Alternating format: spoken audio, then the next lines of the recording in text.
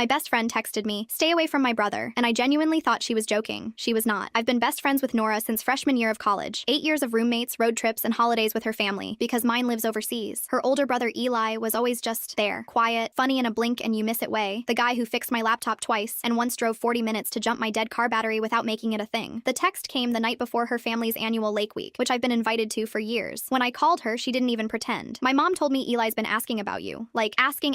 Whether you're seeing anyone. I need you to shut it down." Shut what down? Nothing has happened. And it won't. Best friends don't date brothers, Casey. So this week, do me a favor. Talk about your ex a lot. Be on your phone constantly. Be like mildly rude to my mom. Just make yourself unlikable and it'll die on its own. I laughed. She didn't. The first day at the lake, Eli carried my bag in from the car and asked how my certification exam went, a thing I'd mentioned once, months ago, in passing. Before I could answer, Nora materialized between us and announced she'd invited her coworker Dominic for the week, and wouldn't he and I get along so well? Dominic talked about his fantasy football league for 45 minutes. Across the fire pit, Eli watched me getting steamrolled with this politely dying expression, and I had to bite my cheek not to laugh. It went on like that for 2 days. Every time Eli and I ended up near each other, Nora appeared like a lifeguard. She rearranged seats at dinner. She sent him on errands. She signed me and Dominic up for a 2-person kayak. The third morning, Eli didn't come down for breakfast, and when he finally did, he was distant, polite, nothing more. He called me Casey, in the flat way you'd address a coworker. By afternoon, he'd made plans to drive back to the city early for work. I found Nora on the dock. "What did you do?" She wouldn't look at me. "I handled it." "Handled it how?" "I told him you're basically back together with Ryan, that you two have been talking every night." Ryan, my ex, who I dumped over a year ago, which she knew,